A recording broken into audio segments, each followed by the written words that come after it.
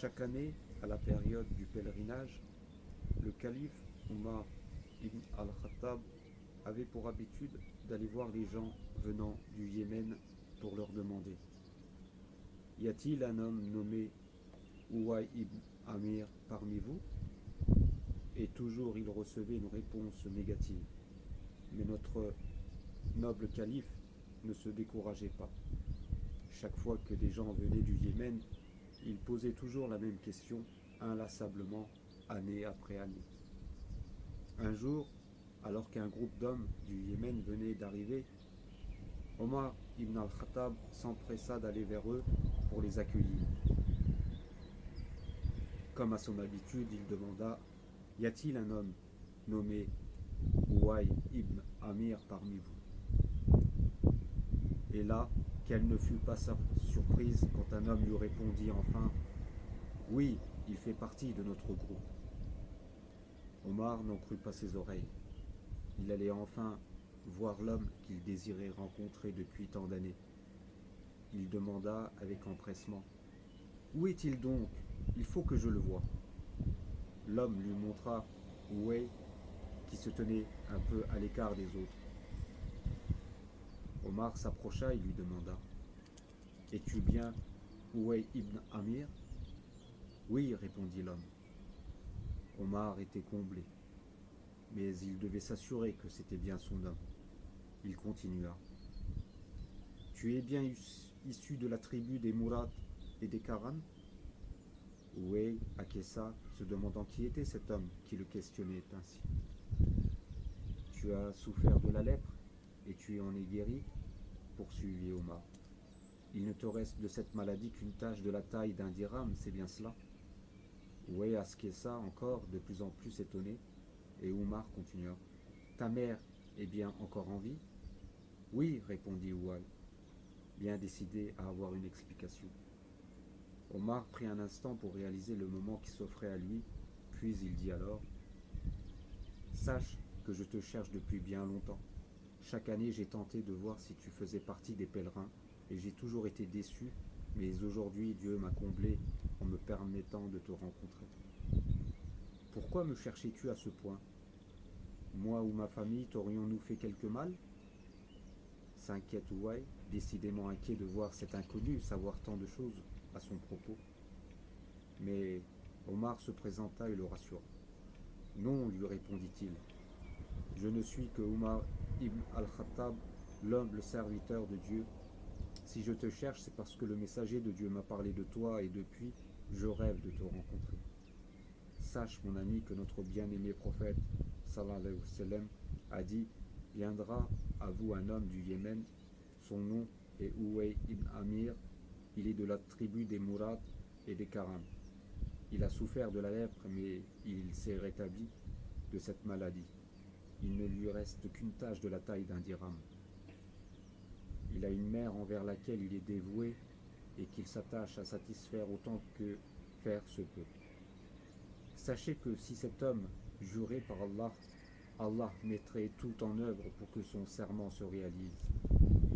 Alors si un jour tu le rencontres, Omar, fais en sorte qu'il demande le pardon de Dieu pour toi, car il ne fait nul doute qu'il sera exaucé. Omar marqua un silence et lui demanda: je te le demande, Ouai, demande à notre Seigneur de nous pardonner. Ouai sourit. Il savait qu'il avait toujours été comblé dans ses demandes par son Seigneur, mais jamais il ne crut que le prophète en personne allait parler de lui alors qu'il ne l'avait jamais vu. Il se dit que vraiment il avait été honoré par son Seigneur de voir son nom ainsi prononcé par le meilleur des hommes. Il remercia Dieu de ce don inespéré qui le confortait dans sa voix et dans son adoration.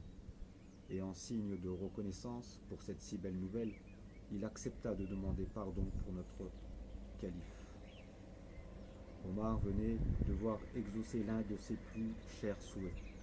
Il savait qu'il avait face à lui un être aimé de Dieu lui-même, et il espérait ainsi que la demande de pardon d'Ouai en faveur joue pour lui le jour du jugement. Il le remercia profondément, puis lui demanda: Où vas-tu ainsi, mon cher frère? Je vais à Koufa, répondit Ouai. Si tu le souhaites, j'écrirai une lettre au gouverneur pour qu'il te reçoive avec égard, continua Omar. Mais Ouai refusa poliment en disant: Par Dieu, n'en fais rien, je t'en prie. Je préfère de loin la compagnie des pauvres à celle des notables. Puis il salua le prince des croyants et partit. L'entrevue fut brève, mais elle procura à Omar ibn al-Khattab un profond réconfort. En regardant l'homme partir, il se dit que le messager de Dieu avait raison. Il émanait d'Ouai ibn Amir une profondeur qu'on ne retrouve que chez les proches de Dieu. Et celui-ci venait de prier pour lui. Omar se sentit à cet instant le plus comblé des hommes. L'année suivante, un notable de Koufa vient faire le pèlerinage.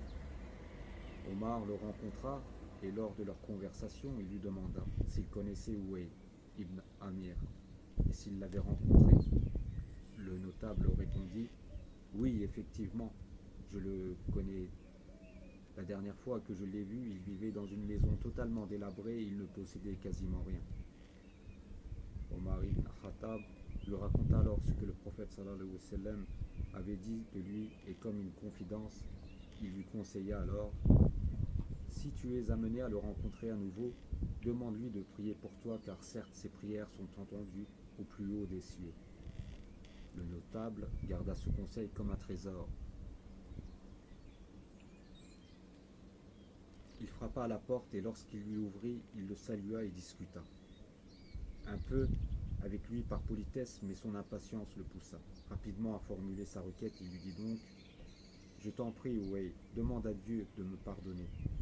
Avec l'humilité qui le caractérisait, Ouai répondit: C'est toi qui viens de rentrer d'un pieux voyage, c'est plutôt à moi de te demander de prier pour moi. Mais le notable insista: Je le ferai, je t'en fais la promesse, mais je t'en conjure, demande pardon à notre Seigneur pour moi. Et Ouai eut encore la même réponse. Puis il comprit. Aurais-tu rencontré Omar ibn al-Khattab demanda-t-il. Ne pensant trahir là aucun secret, le notable acquiesça. Alors, Ouai consentit à sa demande et pria pour lui. Comblé, lui aussi, de cette invocation émanant d'Ouai, le notable rentra chez lui satisfait. Mais notre homme n'avait pas sa langue dans sa poche. Il voulait que les gens sachent. Quel homme vivait dans leur cité? Il se mit alors à parler aux gens de Ouai ibn Amir et de sa place élevée auprès de Dieu. Rapidement, les gens se bousculèrent à sa porte pour l'implorer de prier Dieu en leur faveur. Mais Ouai était un homme humble qui aimait la solitude. Seule la présence de Dieu lui importait. Alors il prit congé de ces hommes et se réfugia sous l'ombre de l'adoration jusqu'à ce que Dieu le rappelle à lui. Et personne n'entendit plus jamais parler de lui. C'était l'histoire de la prière d'Ouai al-Qarani.